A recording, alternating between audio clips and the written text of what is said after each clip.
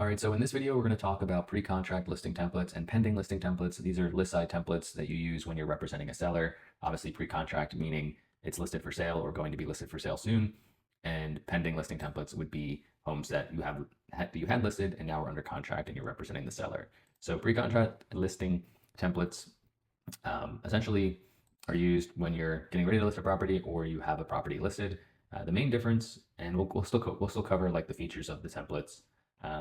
Just a bit in case you didn't watch the previous videos I did on the buy side templates. So essentially you have this feature where you can add text or video underneath each milestone in the checklist to help kind of educate your client or, educate client or just keep them updated on what's going on in each milestone. You can reorganize these. You can add new rows. You can completely change the names of these rows and then even delete here. So yeah, it's completely customizable to match what you do for your process.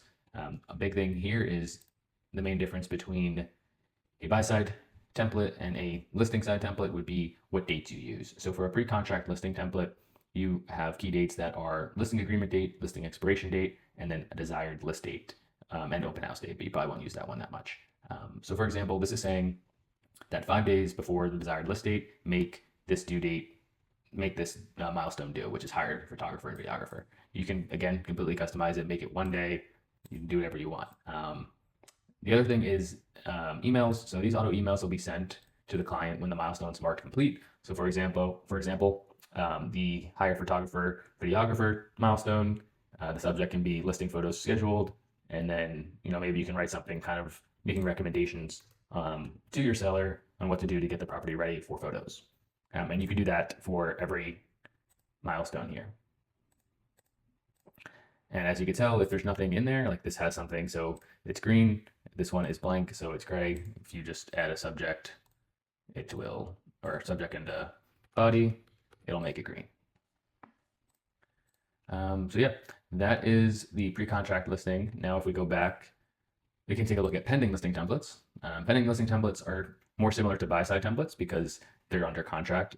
So in the next video, you'll see how this works and how they work together, how pre-contract and pending listing templates work together. But the main difference between those two, again, is the key dates. So the key dates match the buy-side because now you're under contract and you can use these key dates to automate your checklist in templates. So same functionality here. Main difference is that it's a list side, so you're representing the seller, and the key dates are different than a pre-contract listing template. Also, in case you didn't watch the first templates video on the buy side templates, I wanted to share how this all works. So duplicate to edit essentially means that you cannot edit this because it's a generic Seamlist default template. So this is something we made in the background to help make this process easier for you guys. So essentially you would create a new template